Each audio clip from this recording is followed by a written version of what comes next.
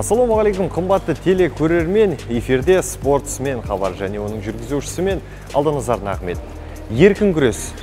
Бүкіл күрес түрлерінің әдіс тәсілдерін қолдануға рұқсат етілген жалғыз спорт түрі. Мұнда әрбір спортшы қарсыласын ұпай санымен немесе жауырынын жерге нық тигізу арқылы жеңіске жетеді.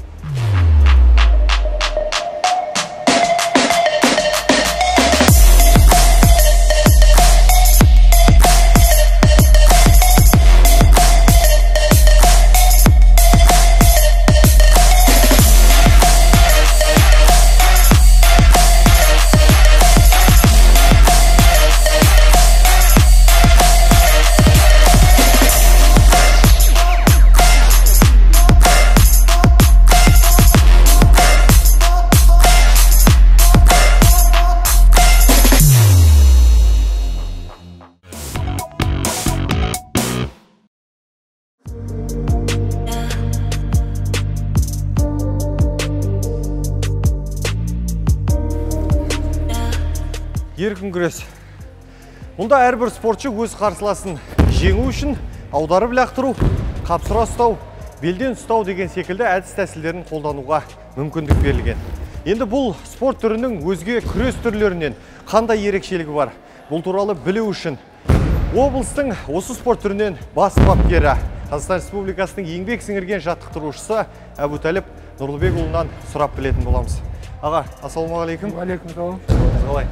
Ең бірінші осы спорт түрін танысу үшін ең алғашқы сауалымды қоюға рұқсат етсеңіз, бұл спорт түрінің тарихы жайлы айтып берсеңіз.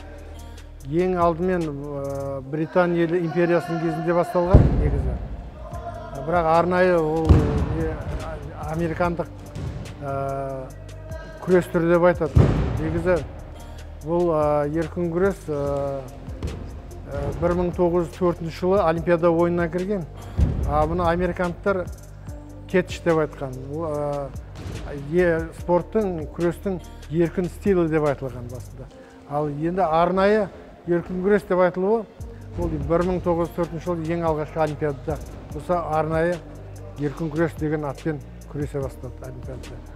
Ал американдықтар мұны кетіш деп айтқан. Одан кейін Америка күрес деп айтылған. Француз күресінен кейін. Француз күрестегі ол жаңағы грек риммен ағылады, келеді. Ұқсас келеді. Ұқсас келеді. Бірақ енді еркін күресте адамның дене құрылысының барлық нүктесінде жұмыс істеуге болады. Мойынға да, қолға да, белге де, тізеге де, аяққа да неше түрлі әдістер бар. Бұл еркін күрестің көптеген әдіс жағынан өте күрестің бай бір түрі. 400-ден астам әдістер қолданылады. Мұнда еркін күресте тек қана тұншықтыру, ауырту ондай қолданбайды еркін күресте. Жақсы түсінікті. Енді бұл спорт түрі біздің Қазақстанда, біздің шаһарымызда, яғни біздің облыс төңірегінде қашан дамыған, қашан бастау алған? Бұл еркін күрес біздің облысымызда ең алғашқы қай уақытта басталды деп айту қиын. Айтып кеттім ғой, 1904 жылы бірінші Олимпиадаға қатысқан, одан кейін екі Олимпиада ойындарынан алынып тастаған. Содан кейін бар 47 жылдан бастап қайта еніп Олимпиадалық ойындардың бағдарламасында тыңғылықты орнаған. Сол кездерден кейін бар біздің СССР-ден КСР кезінде бізде сол 50 жылдардан бастап Қазақстанда бұл қатты дами бастады. Ең бірінші Алматы қаласында Матушак деген кісі бастаған, ол кісі грек рим еркін күресті қатар алып жүрген. Одан кейін Қабден Байдосов ағамыз, Әбілсейіт Айханов ағаларымыз осы еркін күресті өздерінің қолдарына алып, қазақтың бас бапкерлері болып Қазақстан ары қарай Аманжол Бұғыбаев деген ағаларымыз сөйтіп алып келе жатыр еркін күресті. Ал біздің облысымызда? Біздің облысымызда енді дәл уақытта қазір дөп айту қиын, мынандай уақытта деп. Себебі біз енді жас болдық ол кезде, мен сұрап көрдім, тарихи ешқандай ондай дерек жоқ. Мынандай жылы ашылған неған деп. Біздің байқағанымыз сол где-то 50-дің үстінде 60 жылдары біздің облыста да дами бастады. Демек өзінің қарқынымен даму арқылы өзі пайда болып, ары қарай үрдіс болып жалғасып кеткен ғой. Жалғасып жатыр. Қазір енді облысымызда мына шеті Аралдан бастап, Арал, Жалағаш аудандары, Тереңөзек, Сырдария аудандары, содан кейін қалада, Шиелі ауданында, Жаңғырған ауданында. Жалпы барлық облыста бұл спорт түрі жақсыланып жатыр дейсіз. Облыста біраз аудандарда еркін күрес қатты дамып келеді. Енді бұл спорт түріне өзіміздің облыстық спорт басқармасынан қандай қолдаулар көрсетіліп жатыр қазіргі таңда? Біздің еркін күреске негізі барлық спорт түріне облыстық спорт басқармасы атсалысады ғой. Сосын бізде еркін күреске бәрі оң көз танытады, жақсы қазір. Спорт басқармасы есебінен облыстық құрама командаларына, оқу жаттығу жиындарына, халықаралық жарыстарға, Қазақстан Республикасы чемпионаттарына облыстық спорт басқармасы көмек береді. Сосын жаңа спорт формаларын арнайы Қазақстан Республикасы спартакиадалары болады. Сондай кезде арнайы киімдер беріледі. Бұрын кезде болған енді, ол кезде ойлаймыз кеңшілік заман ба, ол кезде түгелімен экипировка жасалатын әр чемпионатқа арнайы, әр сайысқа әр бөлек. Қазір кезде енді шамалы бұл жаңағы спартакиада дейді, бір үлкендеу мазмұны жоғарылау неге қарайды. Негізінен спорт басқармасы қазір көп көмек беріп жатыр. Оның үстіне әр мектептен өздері командаларын өздері еркін күрестен өздері шығарады. Әр мектептің мысалы. Облыста қай мектептерде еркін күрес бар, солар мысалы үшін арнайы оқу жаттығу жиындарына барады өз есептерінен. Және республикалық халықаралық турнирлерге қатысып келе алады. Сосын жаңа жоғары спорт шеберлік мектебі бар. Бізде бір арнайы. Мына мектепте жасөспірімдер спорт мектебін бітірген балдар, жақсы көрсеткіштер жоғары балдарды, спортшыларды бізде жоғары спорт шеберлік мектебіне қабылдайды. Бұл жерде енді жастардан бастап үлкендерге дейін үлкен спортқа бар күшті сояқта бар орын ғой. Ауданды қалалық спорт мектептерінде осы деңгейге жеткізу үшін жасөспірімдермен жаттықтырушылар өздері жұмыс істейді. Жасөспірімдер осы жерден алғашқы фундаментін осы жерден қалайды. Қазіргі таңда облыс төңірегінде осы спорт түрімен қанша бала жаттығып жатыр? Ондай ақпарат бар ма сізде? Толық есімін айта алмаймын, бірақ нақты есебі бойынша әр жылда өзгеріп тұрады ғой. Қазір бір 2000 үстінде қазір бала жаттығады. Жаттықтырушылар бір 70 шақты жаттықтырушы бар облыстың көлемінде жұмыс істеп жатқан спорт. Рахмет, түсінікті. Енді бұл спорт түрінің сіз жаттықтырған спортшылар мен қазіргі күні осы жаттығып жатқан спортшылардың қандай жетістіктері бар? Жетістіктерге тоқтала өтіңізші осы спорт түрінде. Мен ең алғаш жетістікті осы жасап жатқан облыстың көлеміндегі жаттықтырушылардың еңбегі деп есептеймін.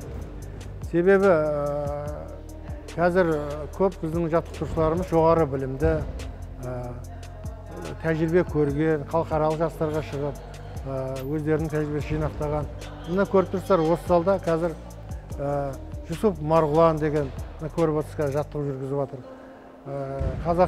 Қазақстанның спорт шебері, Қазақстанның жастар арасындағы бірнеше рет жеңімпазы, республикалық Қазақстан спартакиадасының күміс жүлдегері, Азия чемпионатының қола жүлдегері осындай жігіттер. Және Айдос деген бізде жігіт бар, ксро-ның спорт шебері.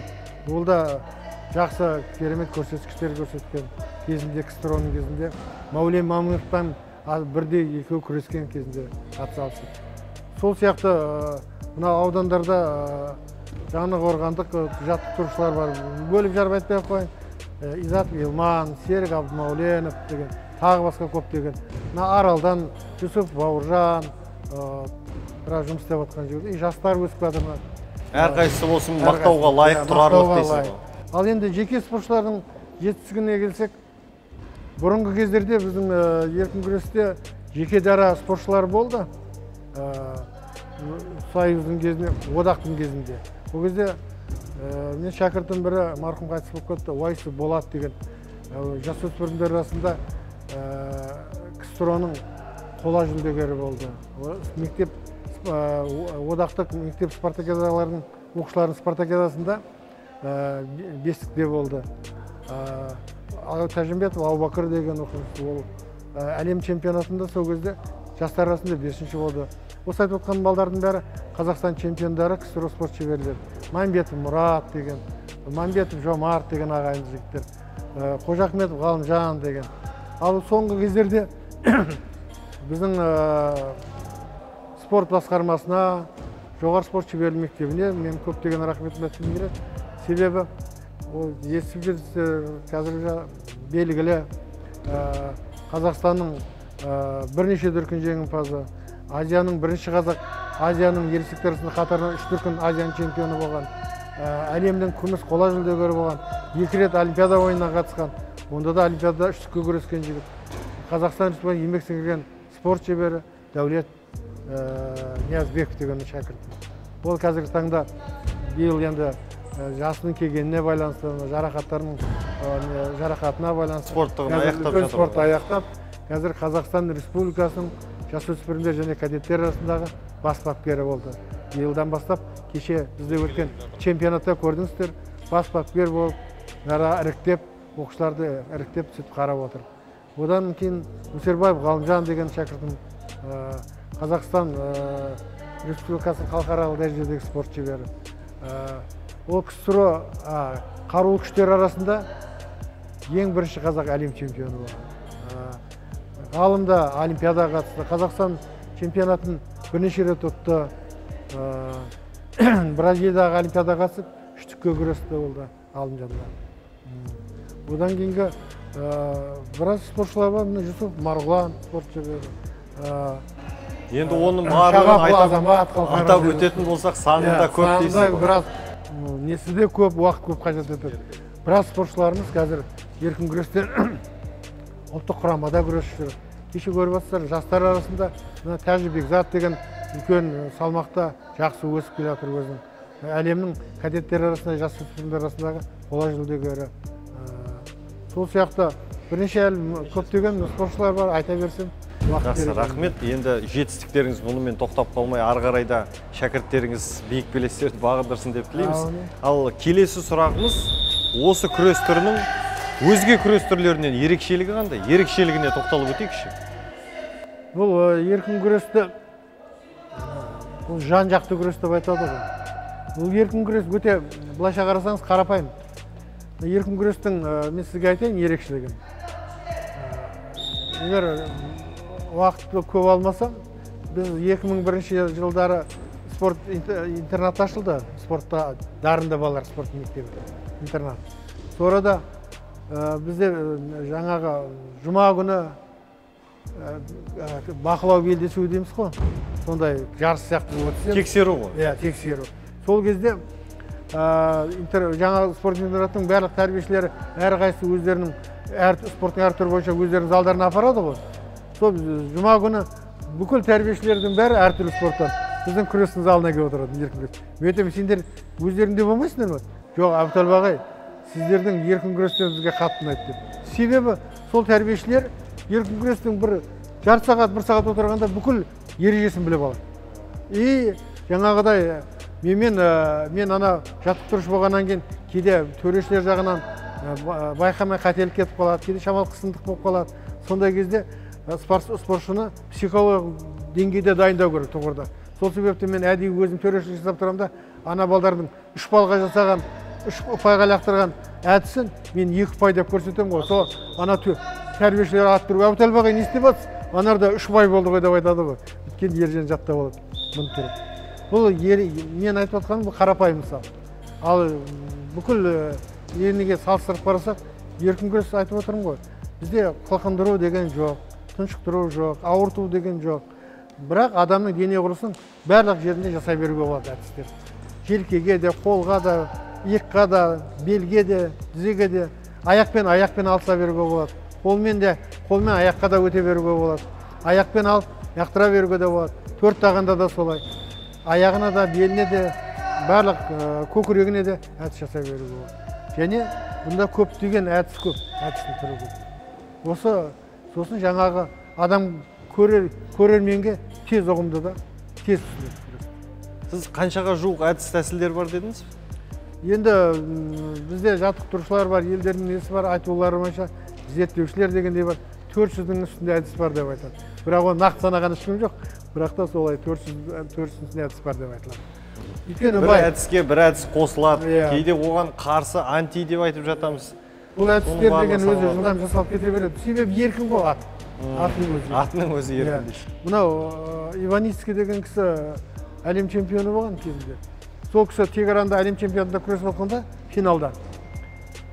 Жаңағы анау Иран өте жылдам аяққа тез өтіп кете береді да. Өтіп кете береді. Бірінші период, екінші бөлім ұтылып жатыр, үшінші бөлімге ана жаттықтырушылар жаңағы нағып тұрған КСРО-ның жаңағы басшы бапкерлері, жеке бапкерлері бар. Анаға айтсыңдар, аяғын жапса, жаба алмайды, ана өте жылдам. Соны сасқалақтайды, не істейтінін білмейді, қандай әдіс істейтінін білмейді. Сонда жаңағы тұрады, қарасам, байқап қарасам дейді, жаңағы Иваницкий өзінің комментарийінде айтады. Анау Иран дейді, аяғыма қарасам, 12-ші ұпайда жай өтті, 13-те одан жай өтіп жатыр дейді. Енді вообще мені менсінбеген дейді. И 14-те болса, уже мен ұтылам дейді, ұпай санымен, таза жеңіс. Сол кезде анау қалай кірді, 14-ші аяғыма дейді. Мен сол кезде оны қалай лақтырғанын білмеймін. Ал бір қарағанда жаттықтырушылардың бәрі маған қолын сілтеп залдан шығып кеткен екен. Бір қарағанда қалай лақтырғанын білмеймін.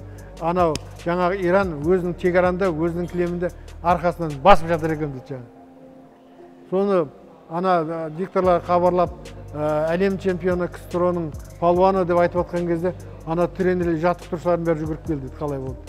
Содан бас бапкер Москваға келіп ұшып көп түстік дейді жаңа самолеттен. Енді бізде Министерство спортаға бару керек қой.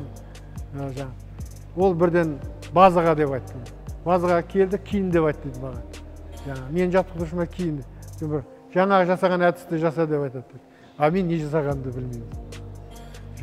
Еркін ғой, қиялдан туындаған нәрсе ғой. Мен жасайматын деді. Жосын айтады жаттықтырушыма. Сен неге мынандай әдісті жасырасың? Неге басқа команда білмеу керек? Бізде басқа ел білмесе де біз білуіміз керек қой. И жаттықтырушының басын шақырды. Жаңағы ойламаған жерде. Бұл да бір еркіндікте жаңағы қызғандықтан туындаған әдіс ғой. Өте бір.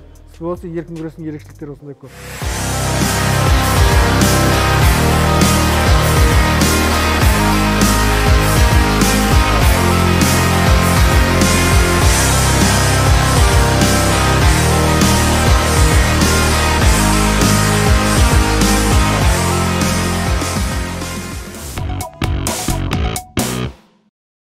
Жалпы бұл спорт түріне неше жастан бастап қабылдайсыздар? Бұл өзі арнайы бағдарлама бойынша бұл спорт еркін күрес түріне 10 жастан бастап қабылданады. 10 жастан бастағанда бағдарлама бойынша алғашқы жаттығу тобы дейді, ол 3-ке бөлінеді. Бірінші, екінші, үшінші жыл дейді. Одан кейін оқу жаттығу тобы дейді. Бұл енді өздерінің күрестерінің дамығандарына, жетілгеніне байланысты оқу жаттығу тобы 1 жылдан 5 жылға дейін. Бірінші, екінші, төртінші, бесінші жылды. Одан кейін ары қарай 17-ге толғанда спорттық жетілдіру тобы дейді. Бұл кезде бұлардың спорттық атақтары спорт шеберіне үміткер, спорт шеберге дейін барады. Одан кейін жоғарғы спорт шебері тобы дейді. Ода енді спорт шебері, халықаралық дәрежеде спорт шебері, еңбек сіңірген спорт шебері деген атақтар болды. Енді осыншама жылдар арасында мысалы спортшылар келген, осы спортқа деген еркін күреске деген қызығушылық танытқан жас бүлдіршіндеріміз 10 жасынан бастап қабылдайды дедіңіз ғой. Сол кезде ең бірінші неге мән бересіздер осы спорт түріне қызығып жаттығам деген жас спортшыларға? Енді әр жаттықтырушының барлығы былайша айтқанда көзқарасы бір ғой. Келген балада біз енді дене құрылысына қараймыз бірінші. Кейбір балдар болды, кішкене 10 жаста болған өзінде кейбір дене бітімі келіп тұрады. Спортқа жақын адам екенін көрсетіп тұрады. Бірақ енді дәл солай сол балада тек қана сондай бір спорттық бір шамалда болса, икемі болмаса, дене құрылысы, табиғи берген несі бар екен деп ондай қысқартып тастауға болмайды, тоқтауға болмайды. Себебі жас балдар оның ішінде не жатқанын ешкім білмейді. Ал егер де алғашқы дайындық тобы деген сол себеп басталады. Алғашқы дайындық тобында бірден күреске салмайды оны. Біртіндеп спорттық ойындарға, жүгіруге, секіруге. Баланы қызықтыру керек қой бұл спорт түрін. Бейімділігін арттыра бастайды. Содан кейін сол 3 жыл уақыт қой, бірінші, екінші, үшінші жаттығу жылдары. Сол жылдан бастап бала көріне бастайды. Кілемге жаймен әкеле бастайды. Екі жаттығу жаңағыда ойынға болса, бір жаттығу кілемде. содан бірден бас салып үлкен әдістерге кірмейді, жеңіл әдістерден бастап тартып тұрады. Осы кездерде жаңағы қарап тұрған кейбір икем жоқ деген балдардың өзі бейімделіп ашыла бастайды. Демек, уақыт өте келе бұл жаттығудың арқасында шыңдалатын нәрсе бар. Жаттығу қателесуден кейін жаттықтырушы. Мына бала онша икемсіз екен, мынадан шықпай қалуы мүмкін деген дейді. Бірақ сондай балдардың арасынан да Қазақстан чемпион, әлем чемпионатында жүлдегерлесіп жатқан балдар бар. Түсінікті. Енді бұл спорт түрінің киім үлгісі жайлы тоқталып өтейікші. Мына тұрған киім үлгісіне бір тоқталып өтсеңіз. Спортшы, мынау енді сіздің үстіңізде тұрған мынау әртүрлі материалдан жасалады. Көбінесе мына синтетикалық жақтары бар, нелері бар. Осындай материалдары бар өзінің бір. Әр елде бір өзінің бір қазір жыл сайын соны жетілдіріп жатыр да. Бұл еркін күрес, әйелдер күресі, грек-рим күресі, барлық спортшылардың формалары осындай мына күрес майкасы дейді. Былайша өзінің терминде айтқанда комбинезон деп айтылады. Біз өзімізше күрес майкасы деп айтамыз. Сосын күрес аяқ киімі дейді. Мына термині борцовка дейді орысшасы.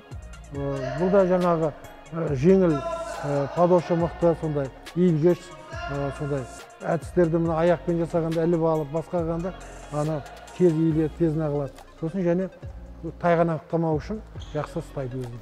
Өйткені кілемде күрес болып жатқанда, жарыс болған кезінде, белдесудің кезінде мына кілем термен ғалданып кетеді ғой. Сол кезде жақсы. Аяқ тайып кетуі де мүмкін ғой. Аяқ таяды ондай кезде.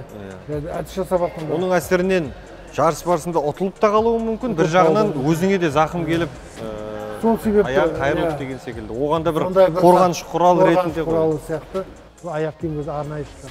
Ең басында замыжевый материал дейді. Қарапайым ең алғашқы күрес біз мектепке барған кезде бізде аяқ киімі деген жаңағыдай не болды.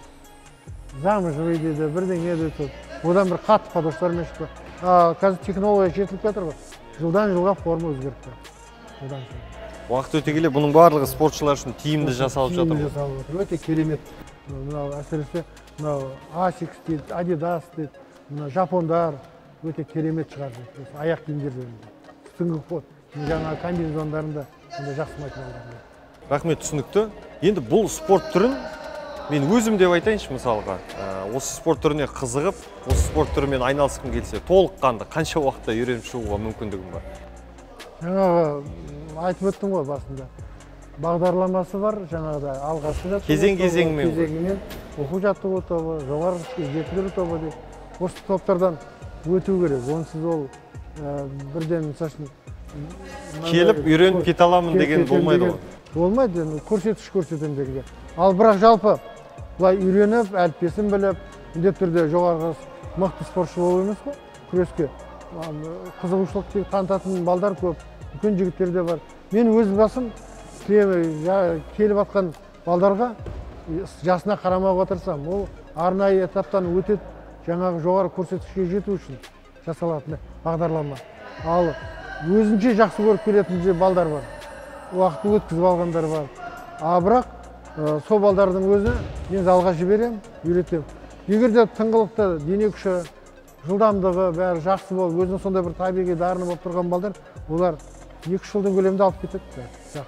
Ана облыстың, республиканың дәрежесінде күрес алатын жағдайы жетеді. Кейде мынау айтып жатады ғой, 1% талант болса жеткілікті, 99% еңбекпен ары қарай шыңдауға болады деп. Иә, еңбекпен келеді. Кейбір дарынды да спортшыларымыз кездесіп жатады ғой. Иә. Яғни күреске бейім нақты осы спорт түріне арналған өзі бір спортшыларымыз да кездесіп жатады. Кейбір әдіс тәсілдерді мысалы жақсы орындайтын деген секілді. Ондай спортшыларымыз да біздің қатарда бар. Ондай спортшылар да бар. Өйткені жаңа айтып өттік қой, бір негізі бағдарлама бойынша сондай неден өту керек. Бірақ жаңа өзіңіз айтқандай дарынның аты дарын. Мынау Иранда, Тегеран қаласында кіреберісте Ирандағы ең алғашқы бірінші әлем чемпионы болған Тахти деген кісі болған. Бірінші әлем чемпионы. Сол кісінің ескерткіші келгенде Иранда. Ал Тахти деген қайдан шыққан? Ол ұзақ әңгіме. Оның Мазандаранский тигр деген киносы бар. Орада сол кісінің өмірбаяны жазылады, көрсетіледі. Сол Тахтида жалғыз анасын орманнан отын шауып, әкеп соны базарға сатып, сөйтіп жүрген жігіт. Ол жігіт ешқандай жаттығуда болмады. Сол кездегі жігіт ол 18-20 кеп қойған жігіт.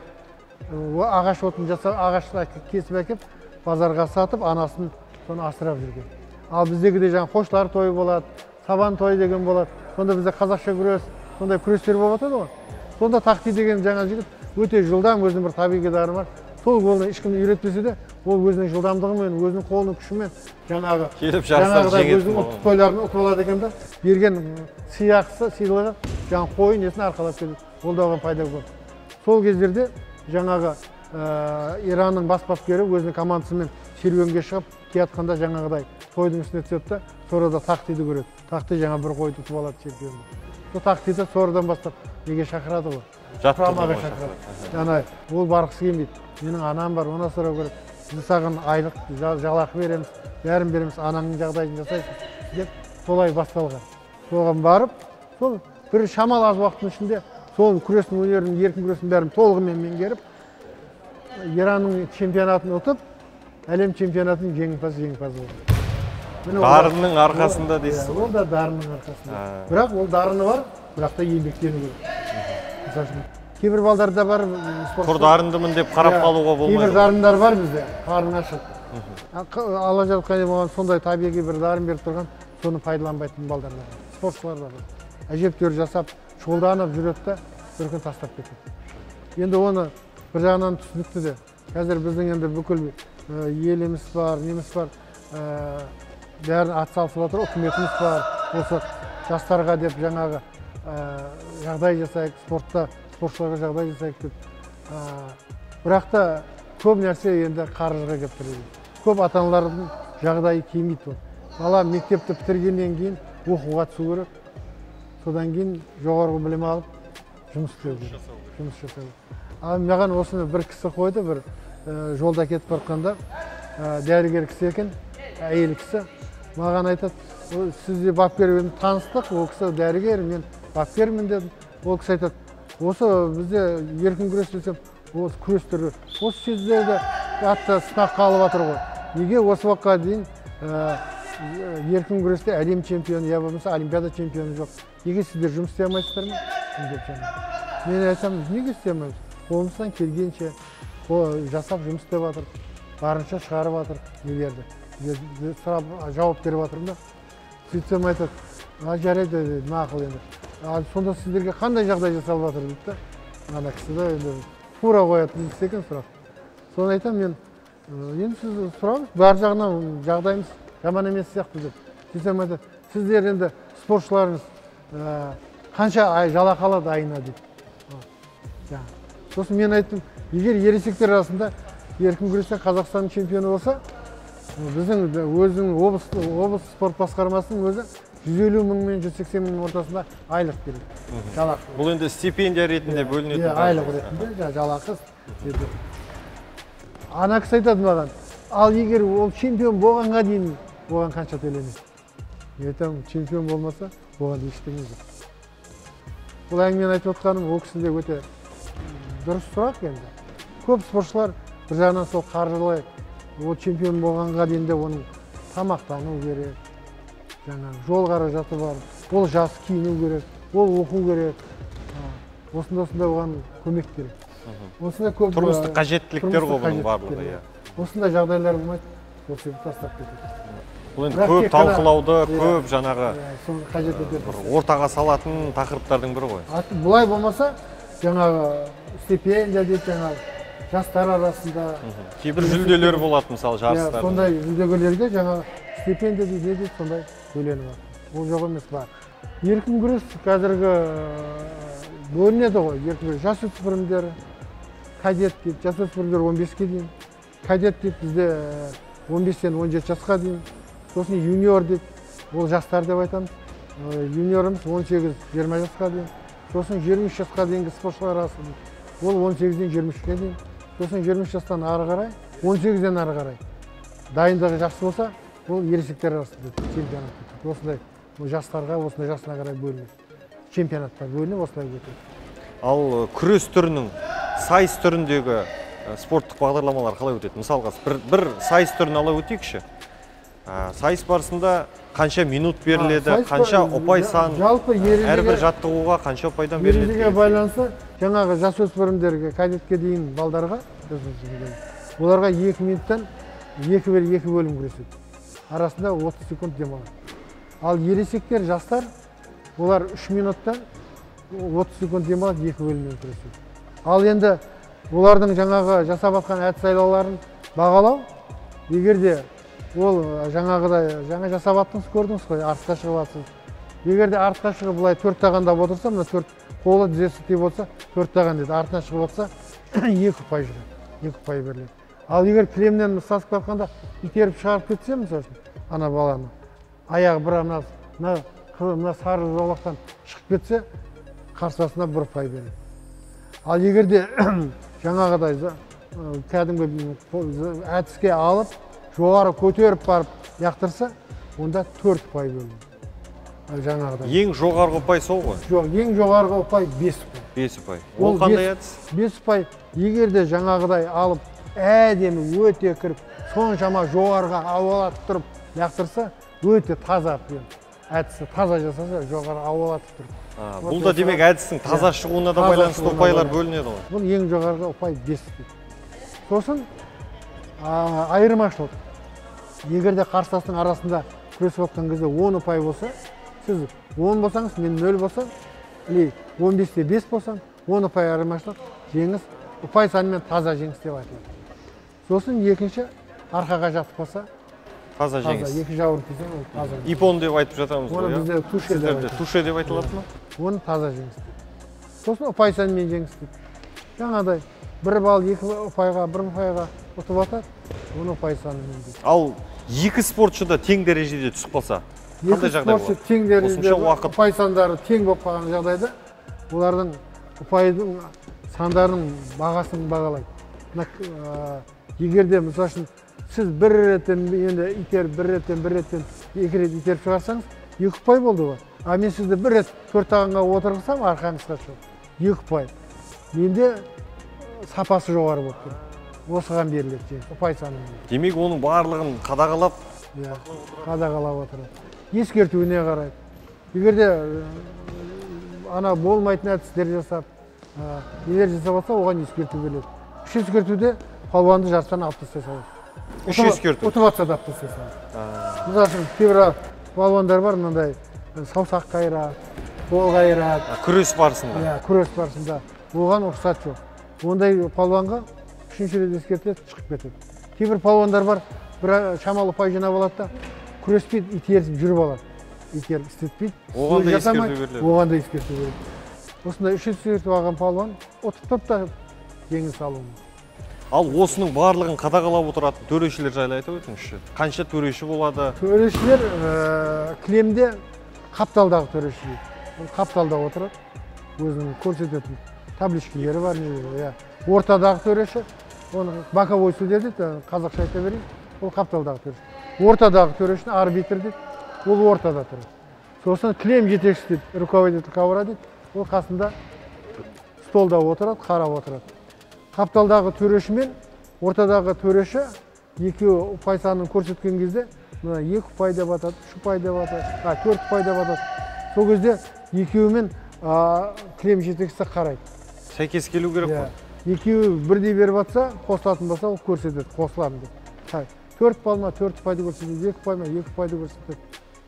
Егерде үшеуі де 3 түрлі баға көрсетсе, біреу 2, біреу 4, біреу 5 деп көрсетіп атса, бұл кезде бұны арнайы видеокамерадан қарайды. Бұл кезде жарыстың бас төрешісі араласады. Бұл жерде бас төреші араласады. Сосын оның қасында координатор болады.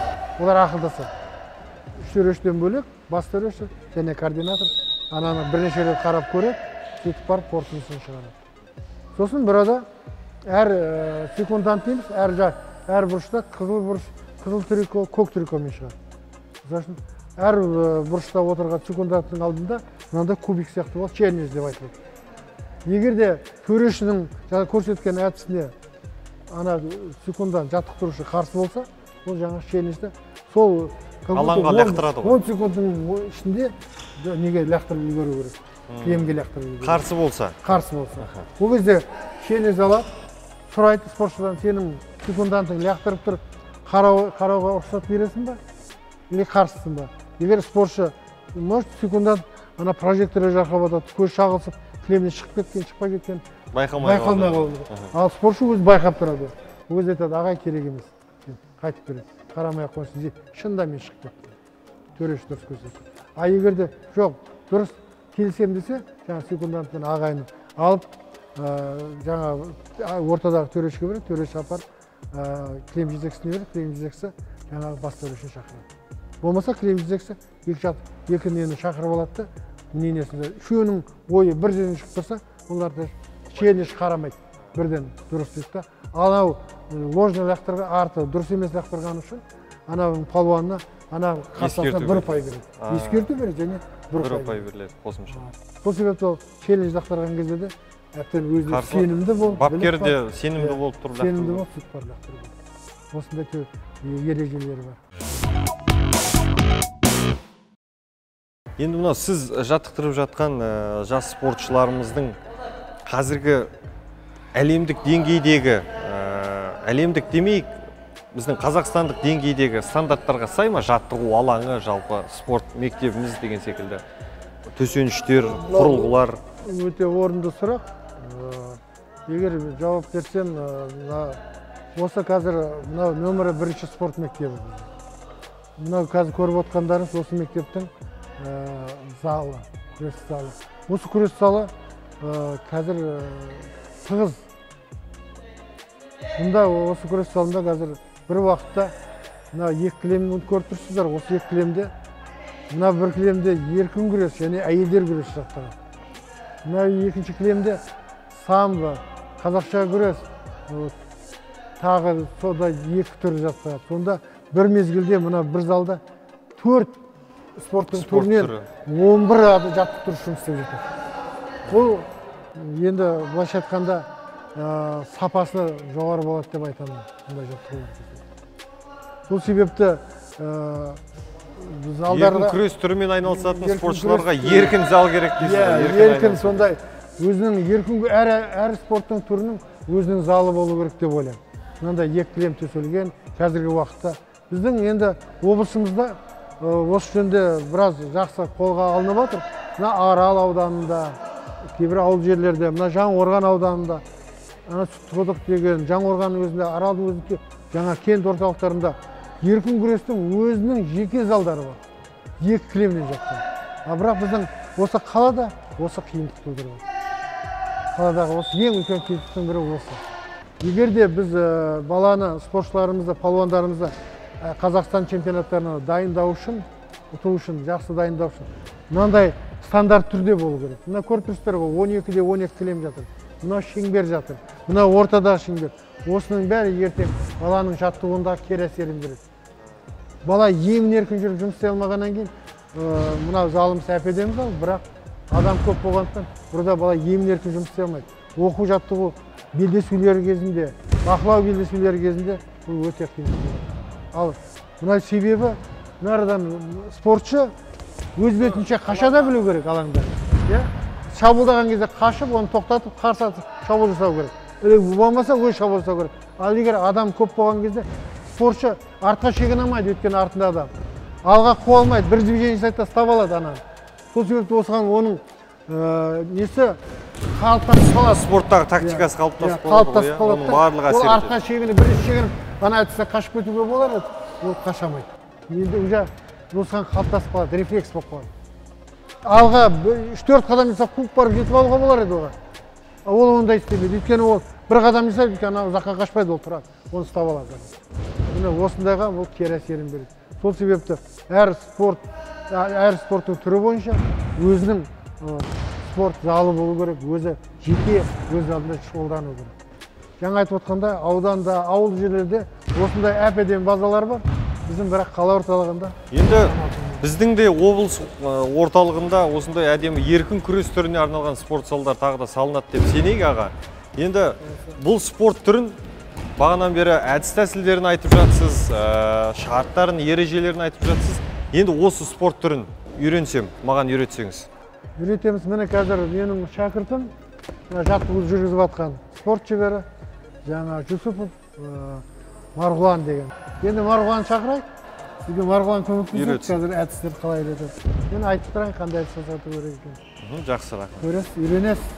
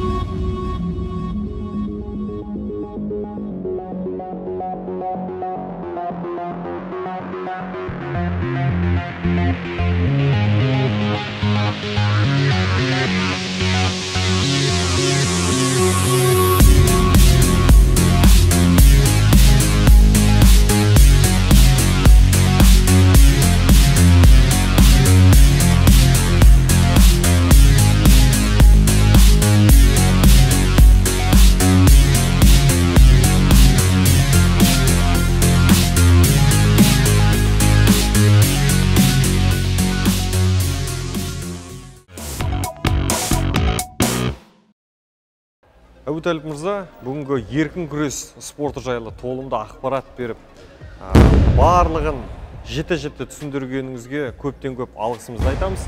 Алдағы уақытта еркін күрес спорт залы ашылсын деп тілейміз. Одан бөлек жаттығушы әрбір спортшыларымыз биік белестерді бағындырсын деп тілейміз. Әумин, рахмет. Алдыңыздар рахмет. Сіздер арнайы жігіттеріңізбен келіп, біздің залға неге түсіріп, ақпарат бағдарламаларыңызға қосып отқандарыңызға қуаныштымыз. Осындай кезде біз өзіміз жетістіктерімізді айтып жатырмыз, мұқтаждықтарымызды айтып жатырмыз. Жұмыстарымыз көрінеді дейсіз ғой. Жұмыс бізге жасаған облыс спорт басқармасының, жоғары спорт шеберлік мектебінің, номер 1 спорт мектебінің біздерге жасап көмек беріп, спортшылар тәрбиелеуде, дайындауда жасап жатқандарына қуаныштымыз. Сол ойларымызды, сол армандарымызды, тілектерімізді сізбен бөліскеніме өте қуаныштым. Сіздерге де творчестволық табыс тілеймін. Жиі осы келіп, спортшыларды өсіп, насихаттап тұрсаңыздар, телевидениеден көрсеңіздер, көп ата-аналар бұл күресті білмеуі де мүмкін, көп балдар мұны сезбеуі де мүмкін. Бұл үлкен бір агитация болар еді. Бұл балдардың ертең үйде ұйықтап жүрген балдар, ата-аналар оянар еді, қарап көріп, қызығушылық танытып. Бұл да бір спортқа да келер еді дейсіз ғой. Иә, келер еді дегенде. Жиі келіп тұрсаңыздар, сіздерге алғыстан, рахметтен басқа айтарымыз жоқ. Әумин, рахмет аға. Алдағы уақытта бұл спорт түрі де кеңінен насихатталып, бізде бір өзіміздің үлесімізді кішкене болса қосып, осы біздің бағдарламамыз арқылы бір спортшы сіздерге келіп осы спорт түрімен айналысамын десе, ол біз үшін жетістік, сіз үшін қуаныш деп білеміз аға. Иә, қымбатты телекөрермен, біз осымен хабарымызды аяқтаймыз. Келесі жүздескенше аман сау болыңыздар.